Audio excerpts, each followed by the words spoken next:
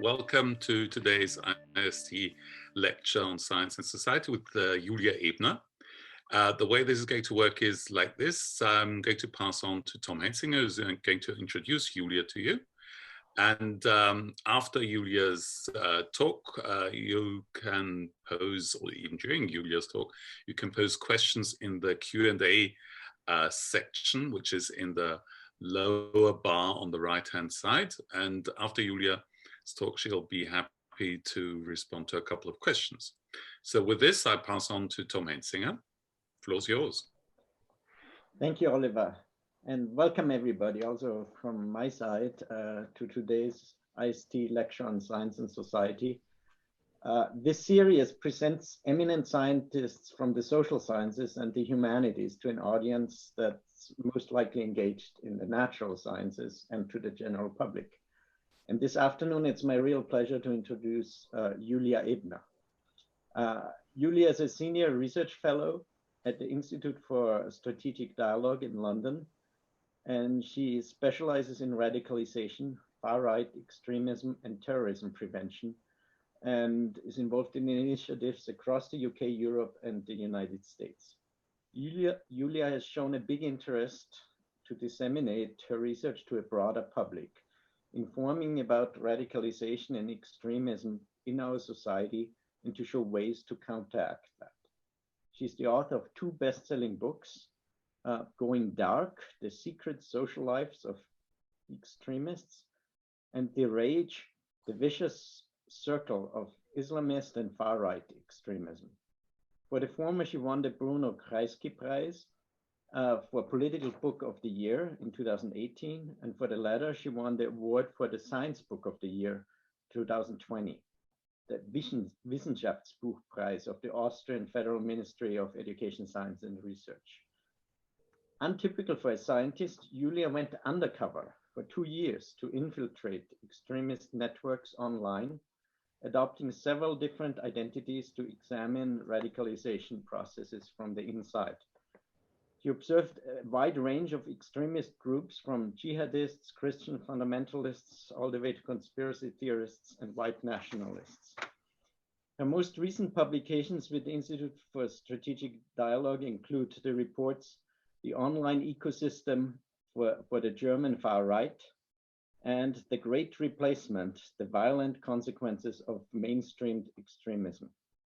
Julia has been consulting with the United Nations, NATO, and parliamentary working groups and the World Bank. A frequent speaker at international conferences, holding workshops at schools and universities, she writes regularly for The Guardian, The Independent, Politico, The Washington Post, The Süddeutsche Zeitung, and others. Julia was born and went to school in Vienna. She holds a Master of Science in International History from the London School of Economics, a Master of Science in International Relations from Peking University, a Bachelor of Arts in Philosophy from the University of Vienna, and a Bachelor of Science in International Business from the Vienna University of Economics and Business, so the Wirtschaftsuni. Currently, she's doing a PhD at Oxford. We're very happy to have Julia here today. We welcome her, and very exciting to listen to her. She is now actually going to tell us about the activities of extremist and conspiracy theory groups during this ongoing pandemic. So welcome, Julia. The floor is yours. Hello, thank you very much for this introduction, and hello everyone, good evening or good afternoon or good morning, depending on where you're based. But yeah, I look forward to also to the discussion afterwards. I will speak about several trends, and I created some PowerPoint slides. I will share my screen with you. Bear with me.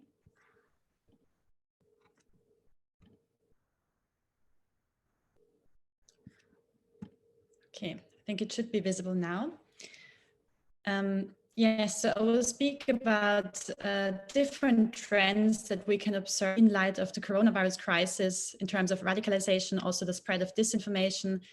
And I will, of course, also talk a bit about my work, which is the basis of this. So both the two books that were mentioned, Going Dark is my latest book, in German Radikalisierungsmaschinen, for which I went undercover with a range of different groups. So I went undercover with not just far-right extremists, ranging from white nationalists and neo-Nazis to anti-Muslim and anti-migrant groups, but also with jihadist groups like ISIS, hacking groups, for example, and misogynist groups, and also conspiracy theory communities.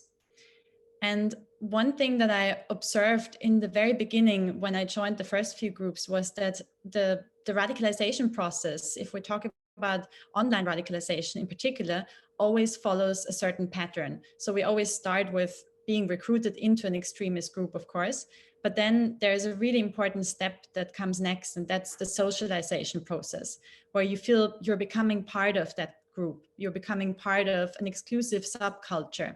And it's even more important than the ideological indoctrination, which often happens almost as a side product of being part of the social life of an extremist group.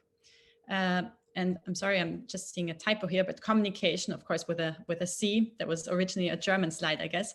But communication is often a next step. And that means communication campaigns to connect with like-minded people across the world. That's where we see disinformation campaigns, but also harassment campaigns that have become a lot more frequent against political enemies of extremist groups.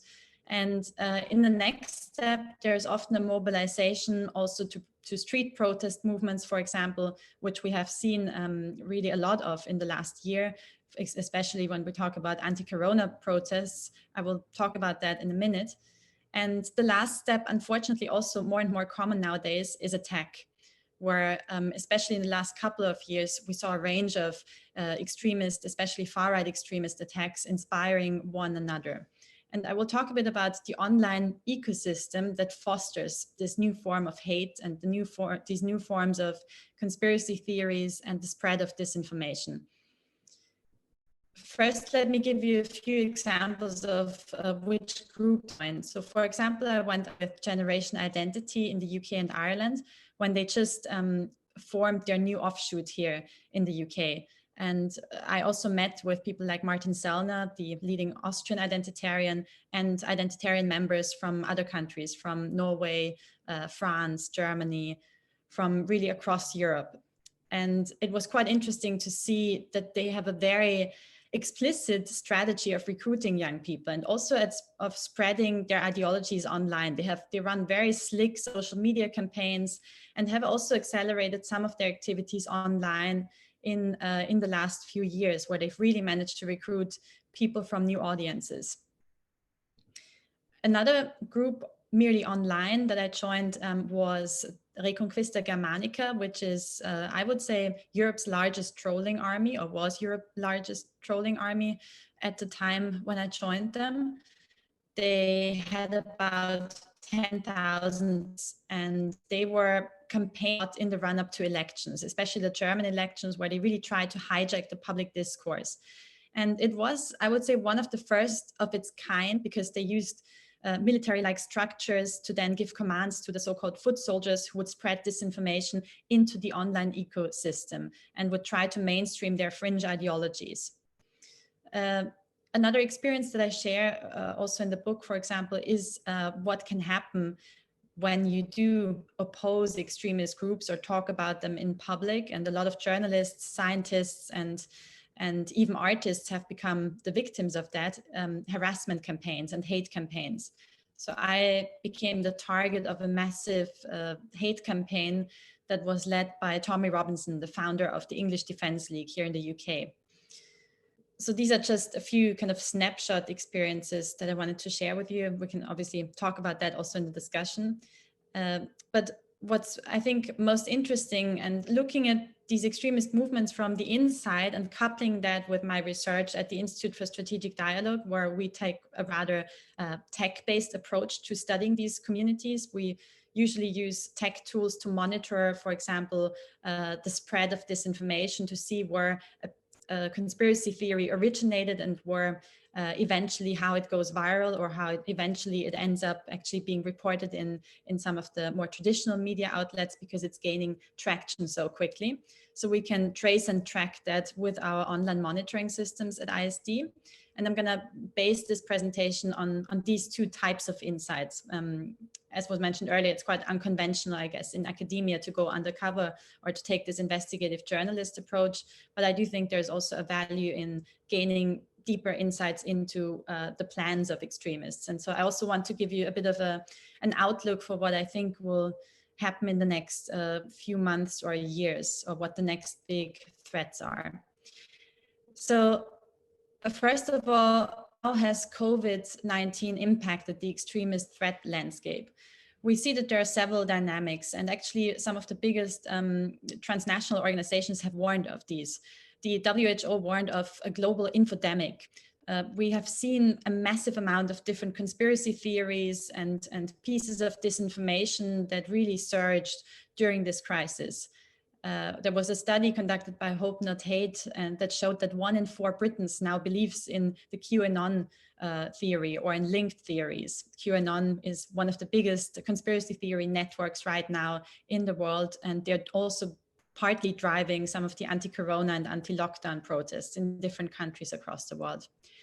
We've also seen a tsunami of hate, as the United Nations called it, really a strong surge in anti-minority hatred. Already before the crisis, of course, we had a very strong acceleration of anti-minority hatred in the social media channels, but now we see even more anti-Semitic pieces of content, anti-Muslim content, and I will give you some examples of this later on. And of course, also extremists have been trying to exploit the fears and the anger and also the uncertainty coming out of the coronavirus crisis to recruit more people. And I have to say, unfortunately, they have been quite successful. Some of the extremist, far-right extremist channels in particular that I'm monitoring have really exploded in size and have gained a lot of new members during this lockdown and during this crisis. Partly, of course, people are bored, people are more lonely, people are looking for some sense of belonging or for some sense of, for some kind of activity during these difficult times. And also often they're looking for scapegoats to blame someone for all of the bad happenings in this world, and in particular the current crisis. We see different kinds of narratives, of targets of these conspiracy theories. So a very strong one is, of course, the anti-minority target. Often the main targets are migrants or Jews, sometimes also Muslims or other minority groups. We also see a strong anti-state propaganda. China is, of course, often blamed for the emergence of the virus, which has also led to anti-Asian racism. And we have a strong anti-elite rhetoric, especially against people like Bill Gates, George Soros, and other philanthropic investors who have, or who are painted as basically having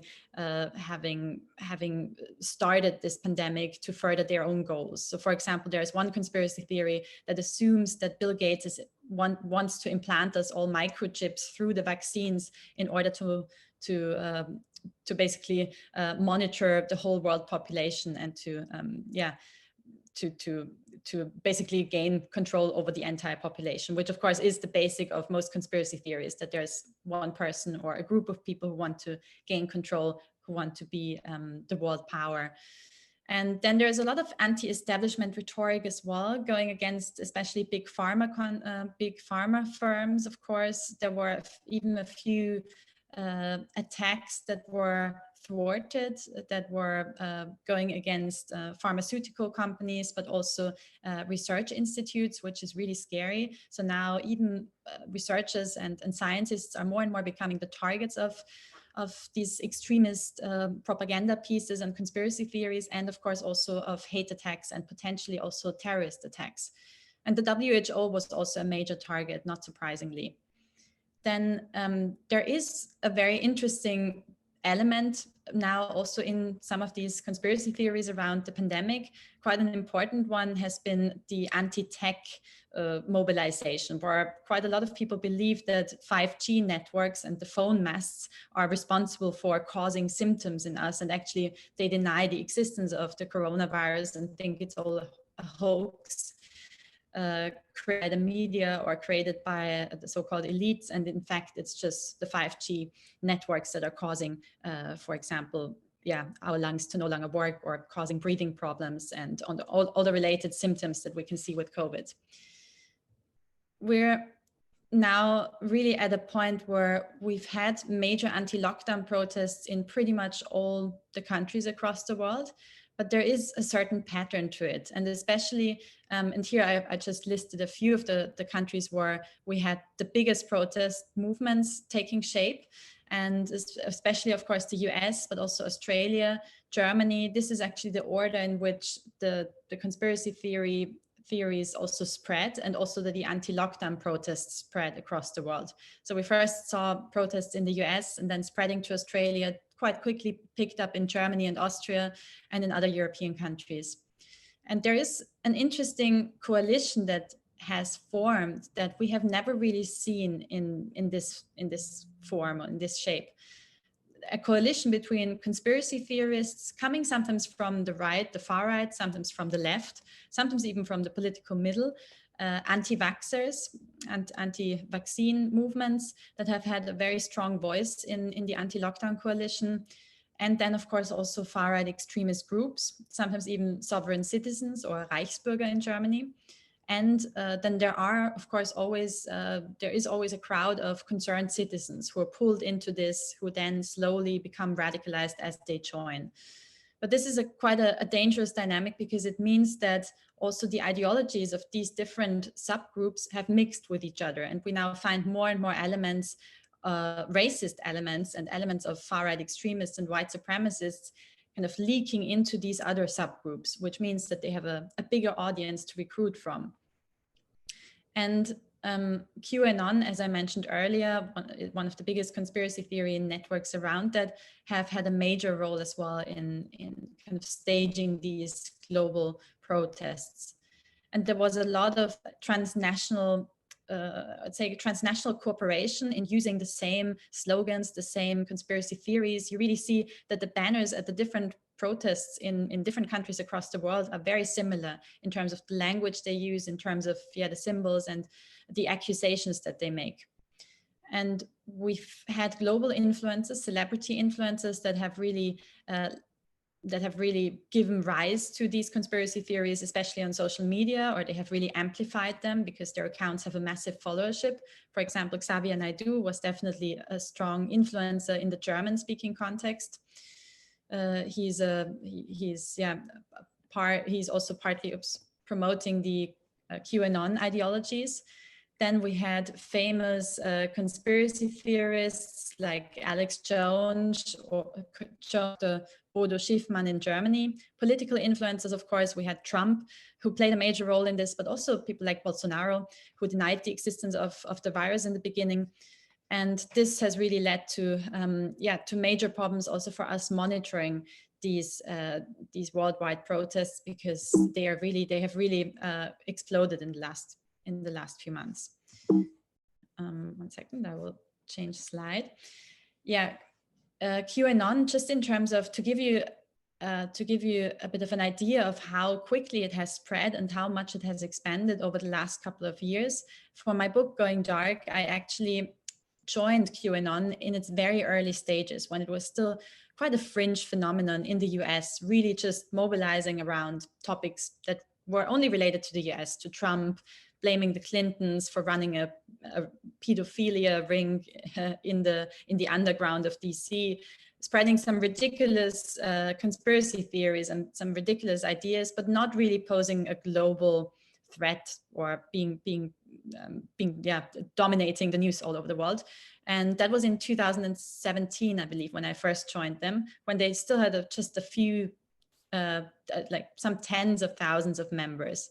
And now, counting the members of the different Facebook pages, The Guardian actually showed that now we're in the millions. So they, I think, said that it was about above 2 million followers that different QAnon groups now have.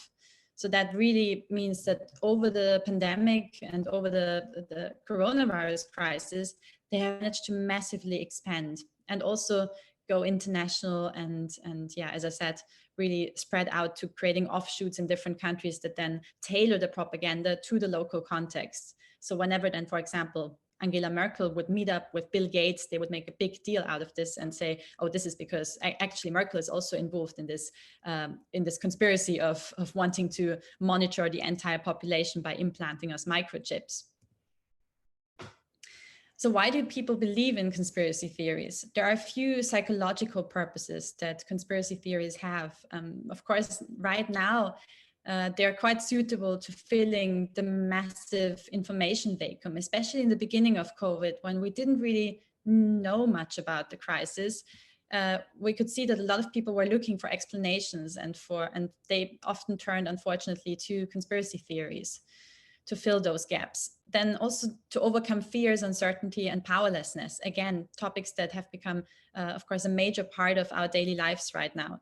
And fighting a lack of perspective, with many people losing their jobs, losing also potentially at the moment their social network and not being able to see anyone. That really gave them a kind of a sense of perspective, and which leads to the next point. It also created a sense of belonging for them.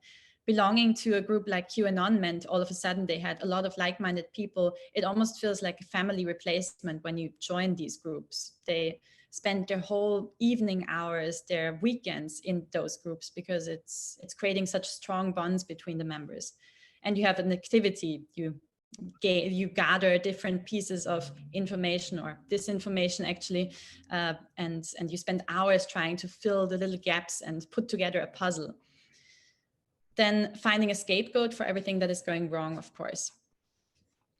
And we can also say that the Dunning-Kruger effect is actually playing a role in this, because the Dunning-Kruger effect basically says, if you know very little about a subject, you are likely to be most confident to have an opinion on it. And that's what they call the Mount Stupid. Because yeah, I mean, it's quite self-explanatory, but that's actually what happened at the beginning of the crisis, especially. We had no idea what we were actually faced with. Not even the scientists really knew yet. So there was a very strong, the whole population was very prone to buying into conspiracy theories, to being very opinionated about things they had no idea about. And that's exactly what made us prone to QAnon and to radicalization and disinformation, to buying into those. That also means that crises act usually as breeding grounds for hate speech, for conspiracy theories, and for anti-minority hatred and radicalization.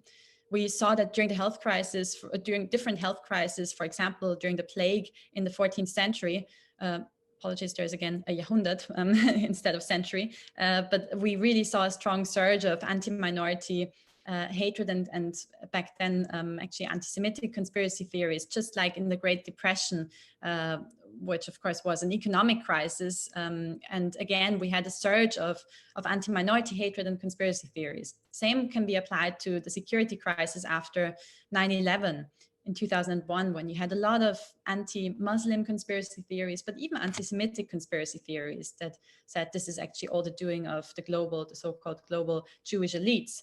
And then now we have a worldwide health and economic crisis, and we're yet to see what this will lead to, but I think we have already seen the first marks that this has made on the ecosystem of disinformation, which now has also changed compared to these other crises that I'm showing here. We now, of course, have social media. We have a massive disinformation ecosystem coming out of these social media networks, and also a rapid spread of this through online networks. And this has, of course, had real world consequences, although I'm talking mostly about the spread of disinformation online.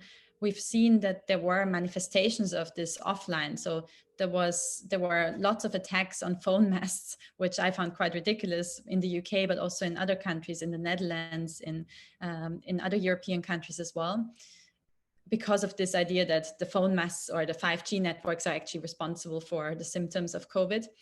And then we had a lot of stormings of government buildings. Just to name a few, the storming of the German Reichstag, but also the storming of the Michigan Capitol, and of course of the Capitol in DC as well in January. And we had a lot of protests that led to violent escalations with journalists, where journalists were attacked in Germany, for example, and violent escalations against counter-protesters.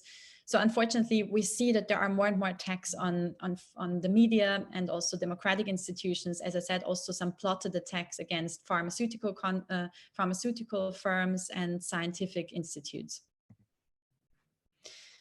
And there's also a rise in hate crimes, both online, but also to some extent offline. We had attacks on Asian or Asian-looking populations.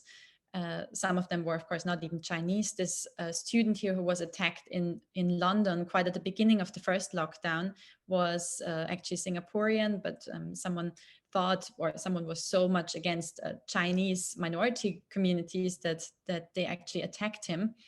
And it also led to a global surge of anti-Semitism because of these conspiracy theories that then link it all back to the Jews, which is, of course, a pattern that we've seen emerge over and over again in history. And yeah, and then also in the US, we had quite a strong anti-Chinese and anti-Asian racism and incidents that came out of this.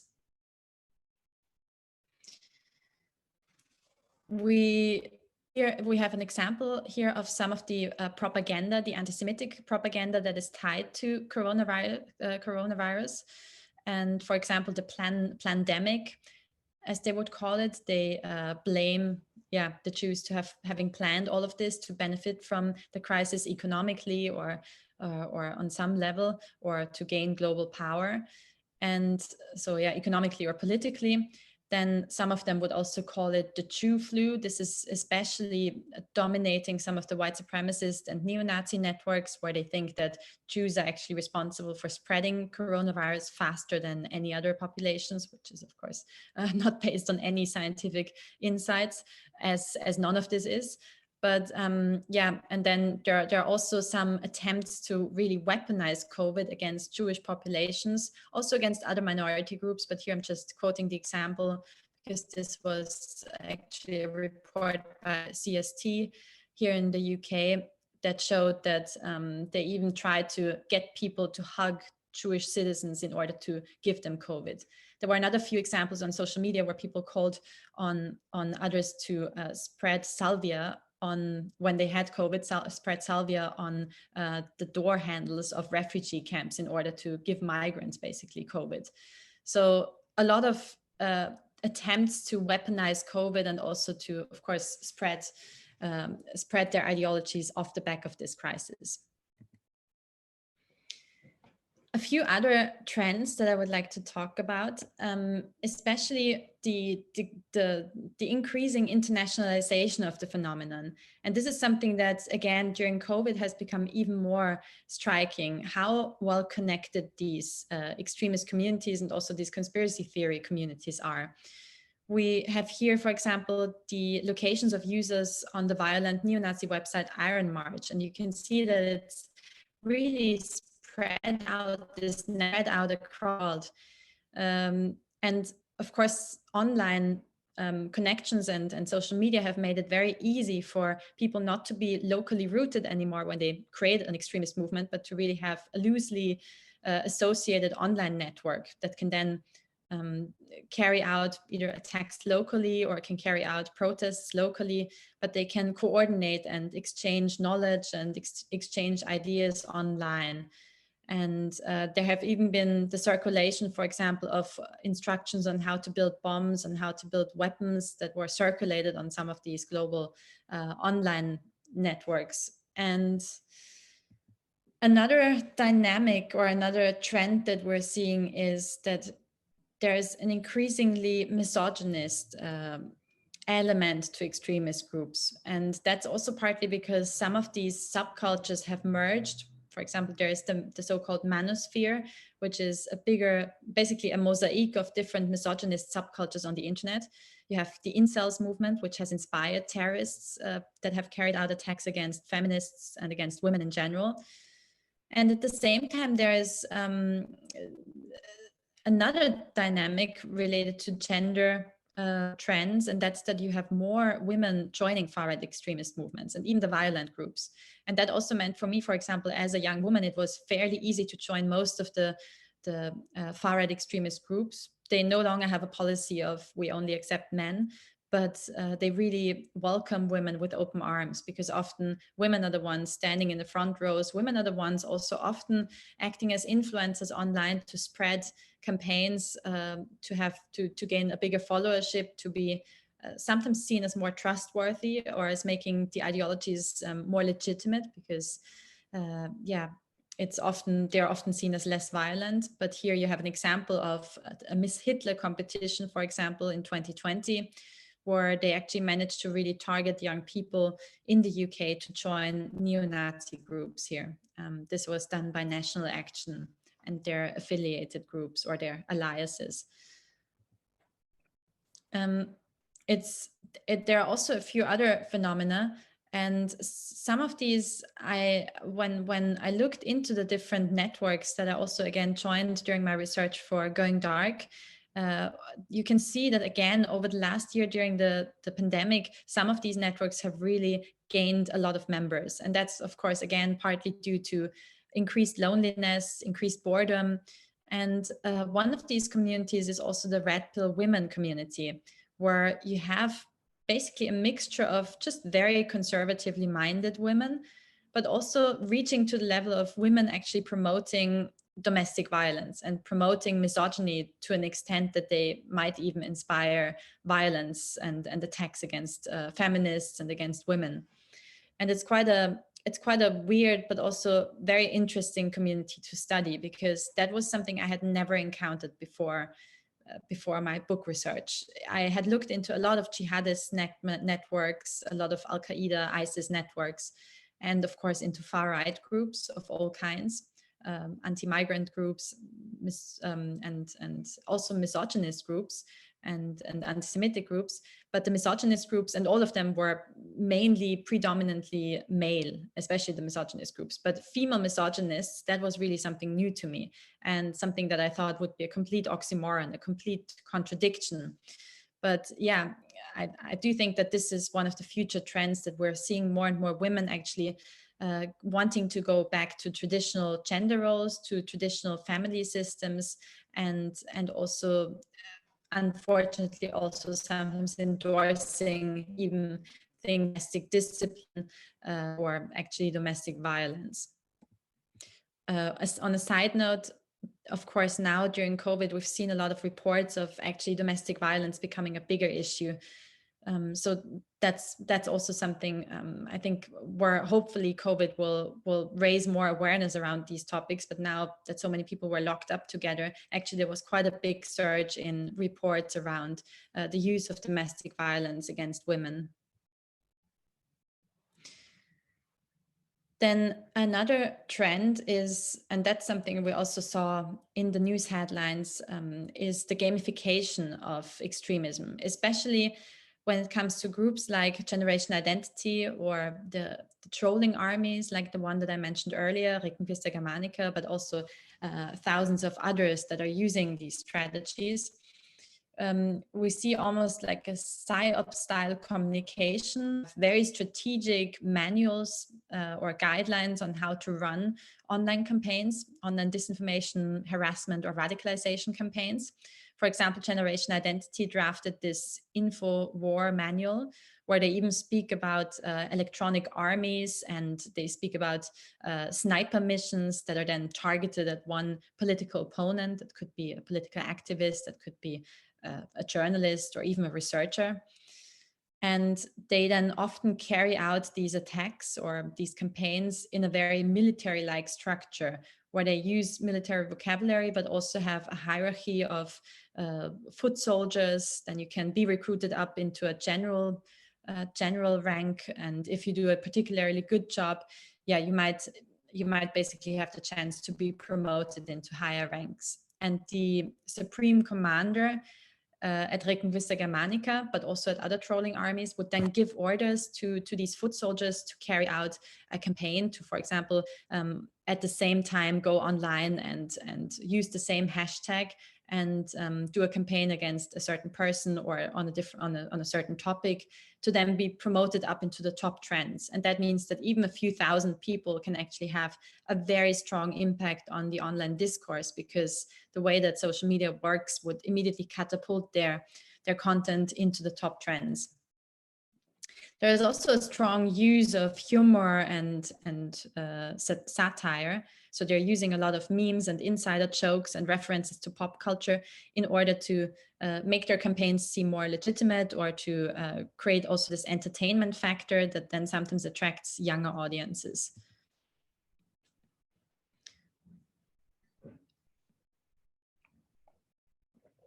And then, unfortunately, this has also evolved into a different trend that is even more worrisome, I would say, and that's the gamification, not just of recruitment and communication campaigns.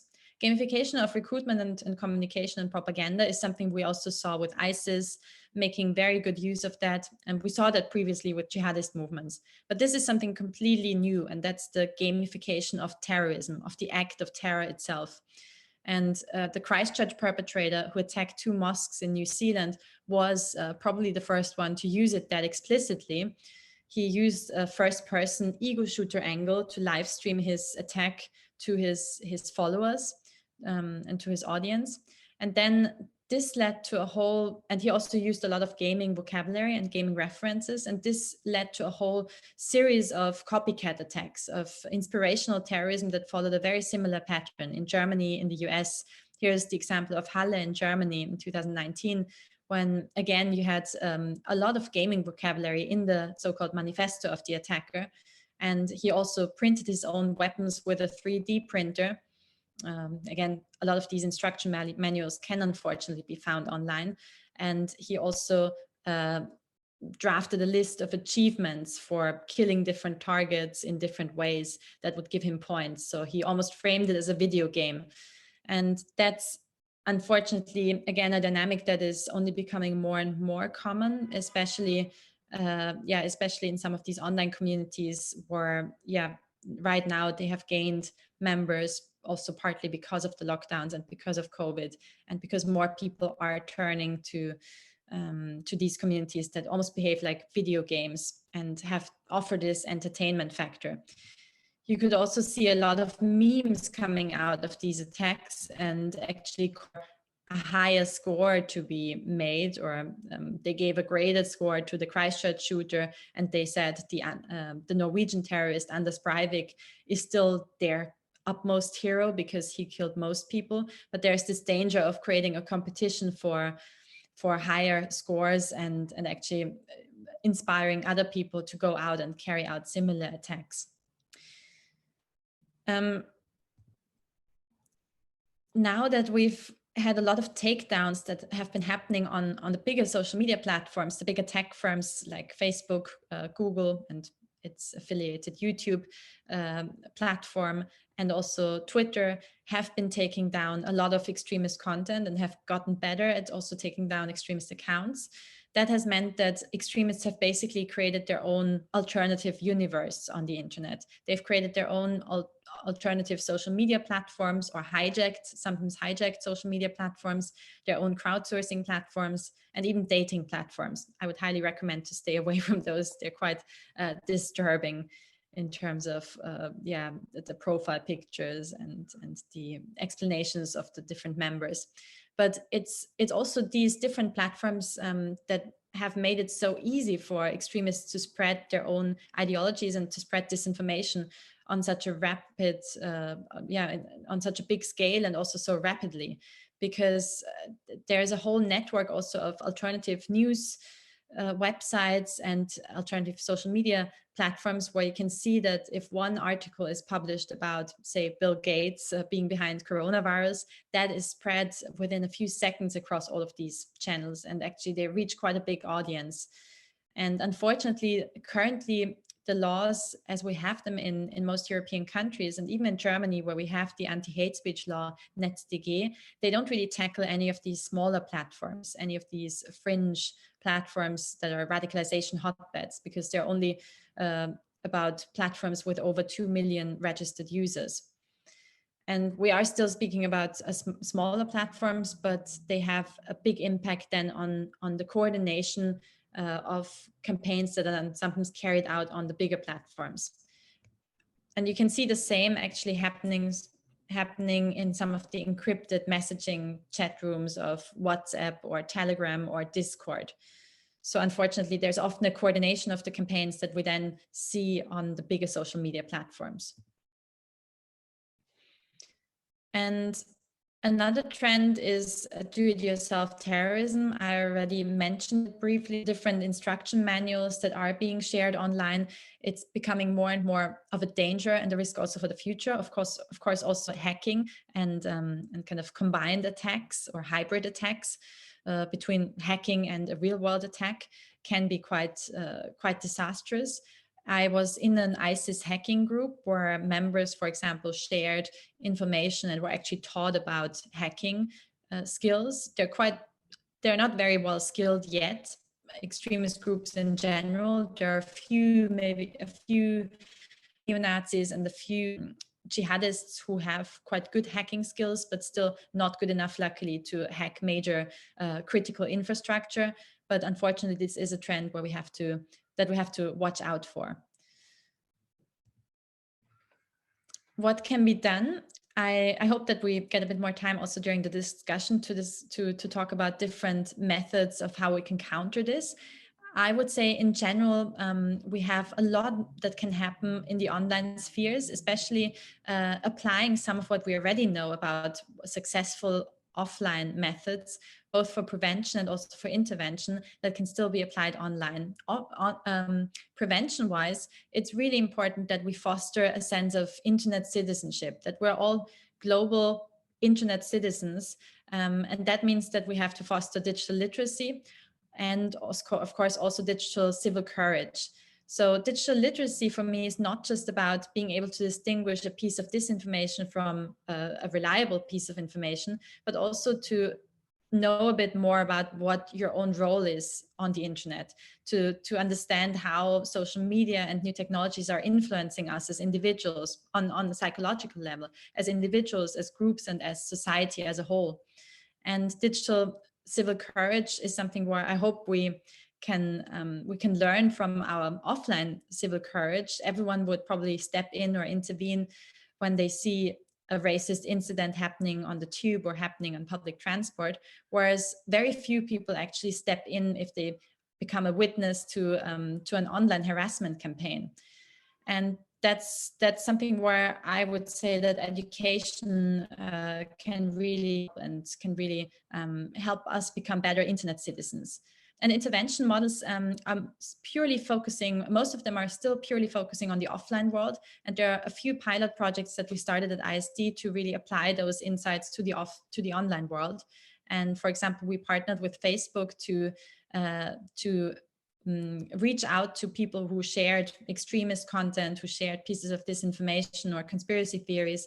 With the help of trained psychologists, we would then start a conversation with them, and that can be purely anonymous for them if they want to stay anonymous, but then it can also be taken offline in a one-on-one mentoring session. And I think that's something where we had a few first success stories, but that's something where we have a lot of potential still for the future. All right, I'll stop here because I want to leave enough space for questions, but I look forward to hearing what's on your minds. Thank you, Julia. Thank you very much. We have a lot of questions here for you. Let's just take it away immediately. I'll be choosing and reading a couple of questions here. A question from Zeus. is, sorry, from Vin is, whose responsibility is it to tackle the infodemic? Is it, yeah, just pass it on like that.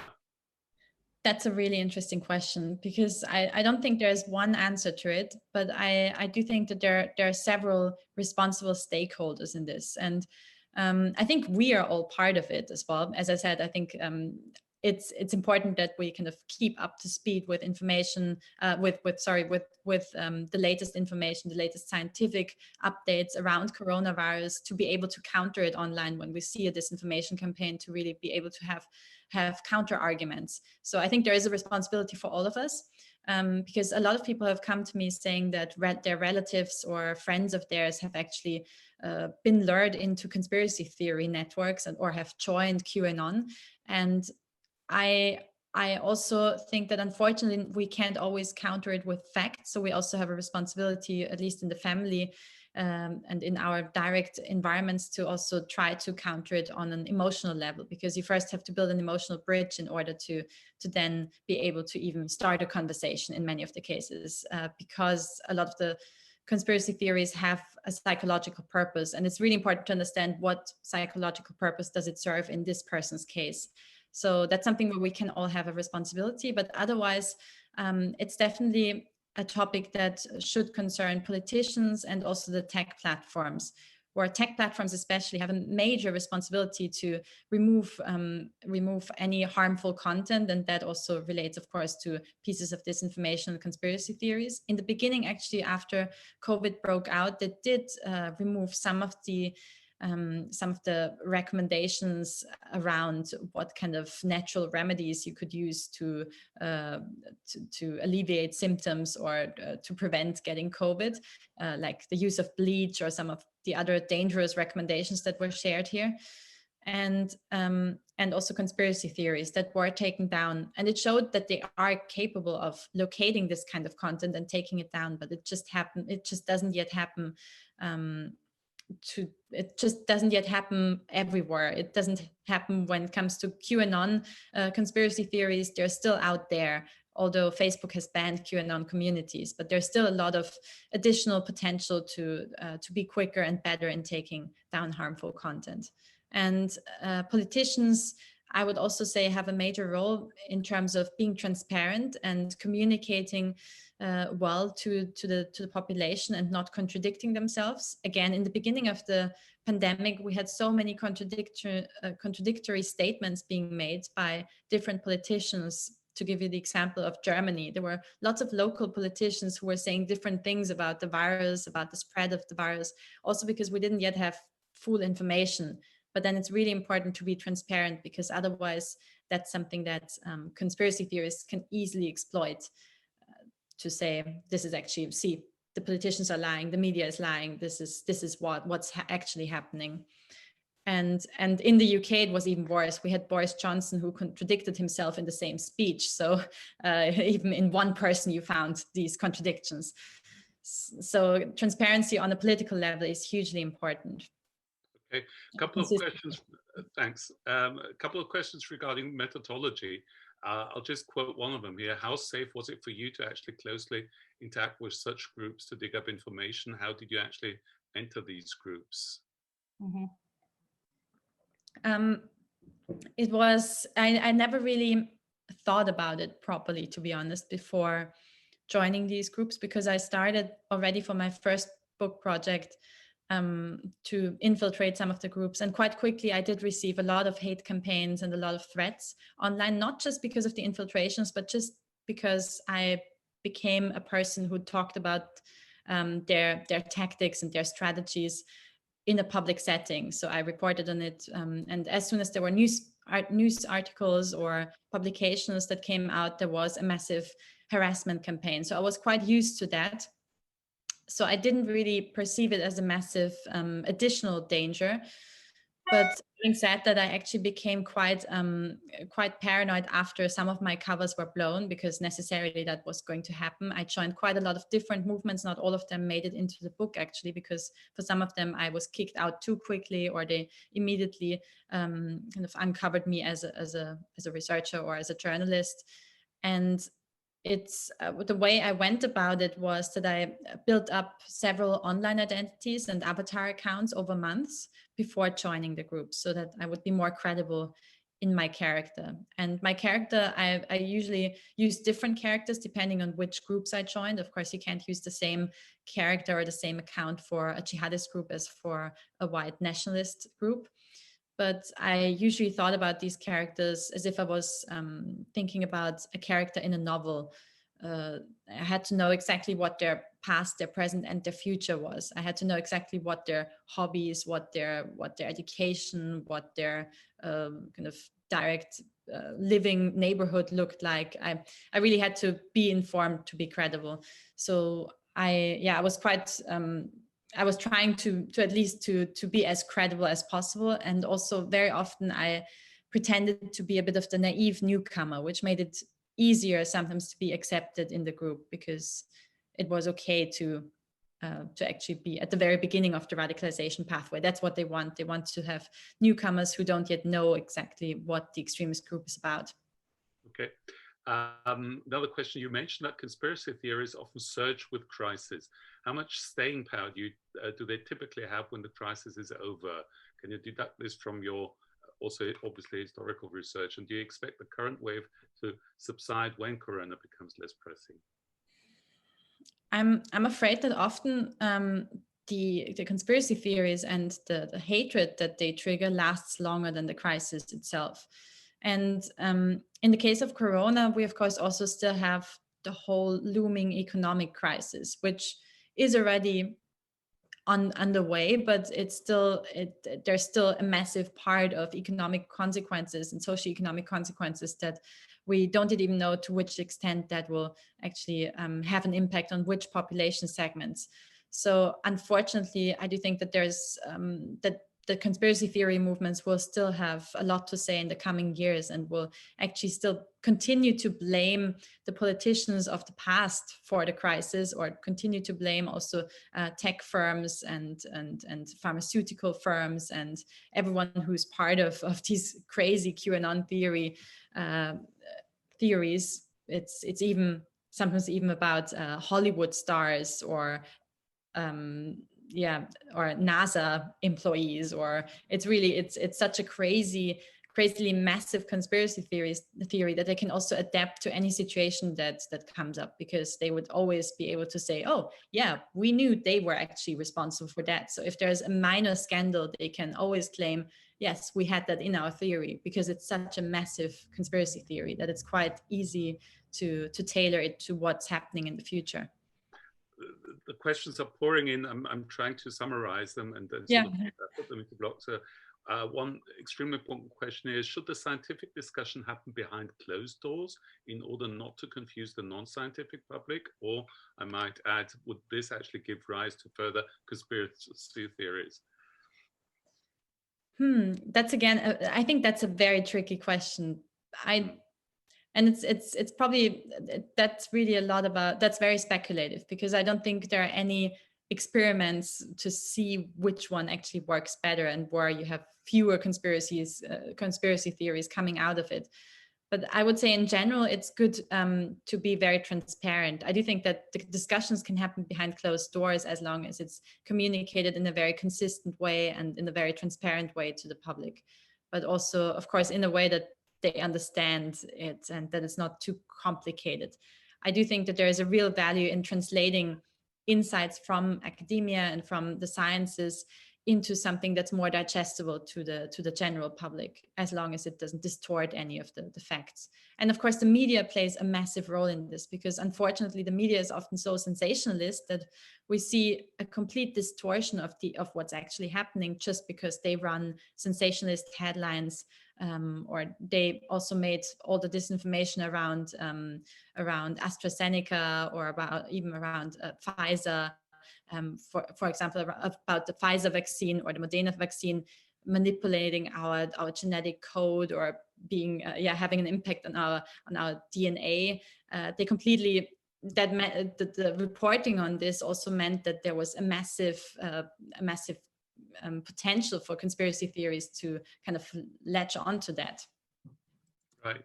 A lot of very positive response to your talk, a lot of gratitude. Here's one adding, trying to see things positively. Do you have any ideas how to use the potential of, for instance, bored, isolated people for good?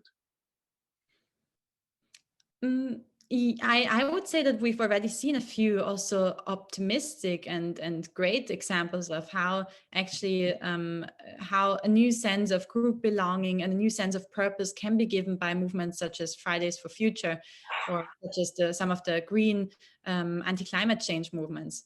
And also, of course, any other movement that has a bigger purpose. It could even be fighting global famine or fighting global poverty.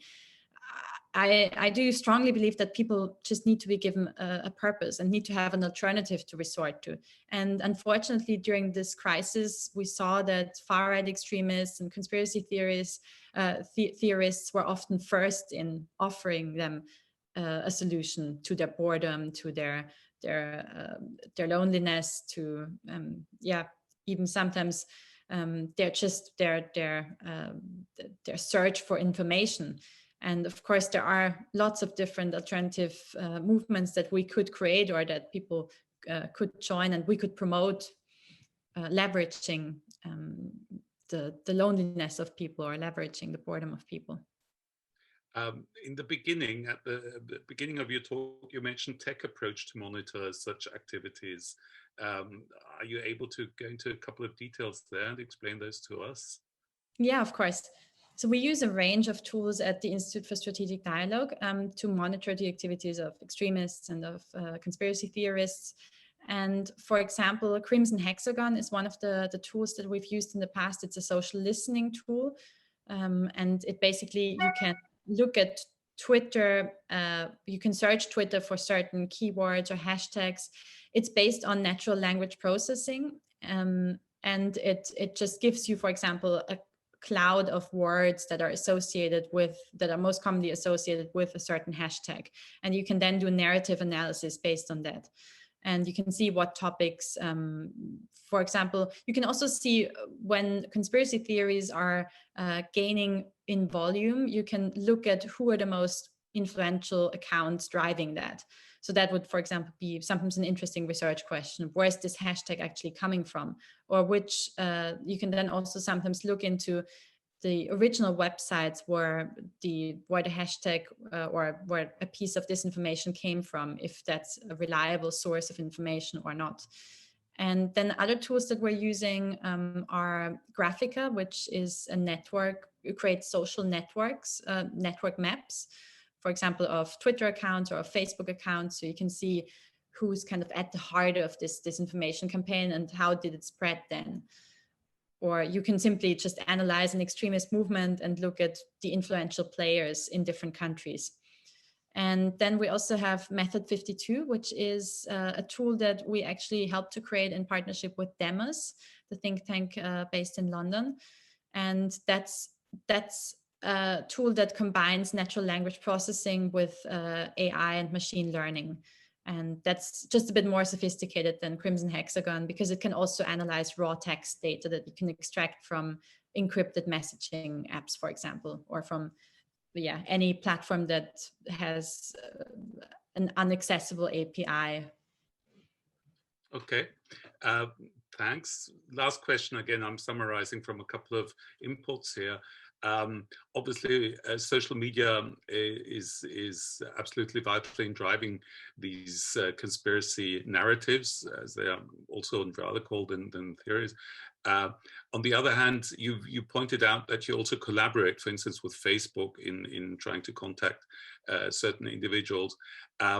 Is this, are the social media, is the cooperation with social media inevitable if you want to tackle this these movements? And what's your position on this ambiguity? Yeah, I do think that we can't get around partnering to at least to a certain extent with tech platforms, and that any initiative that they do to counter disinformation, to counter extremism and radicalization should be used.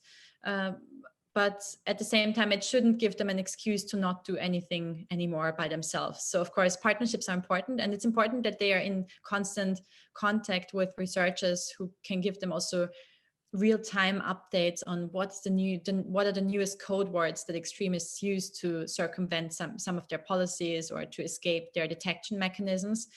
But at the same time, they should also make an effort themselves and not just rely on us to help them. And of course, a lot of the problem also lies in the algorithms itself. So that's something where we can't really help. We can help run campaigns, intervention campaigns, prevention campaigns, awareness raising campaigns, but we can't change the algorithms. And that's their responsibility. Unfortunately, their whole profit model and their whole business model is based on their algorithms. So they won't really give us any insights into that. But what I can say is that they are definitely giving priority to hateful content, to radical content, to incredible content such as conspiracy theories or disinformation. So that's a major problem, and that's just because they try to harvest human attention, and our attention has always been best captivated by things that are a bit extreme, a bit radical. Like we liked watching the gladiator fights in ancient times. We liked watching witches being hung in the Middle Ages. So unfortunately, our human psyche is exploited now for social media or for these algorithms, and to basically make money of harvesting our attention. And that means extremists have a better starting position than moderate campaigners. Well, thank you very much, Julia. This is a rather gloomy outlook, but at least it's an outlook with some insight, thanks to your work and to your colleagues at IST. I'd like to thank the audience also for your incredible participation. I cannot remember a discussion with similar input we had so far, which actually gives us a hint that we should continue with these kind of discussions and with these kinds of conversations. So thank you once more, Julia. Thanks to the audience, and hope to see you soon. Bye-bye. Bye. Bye.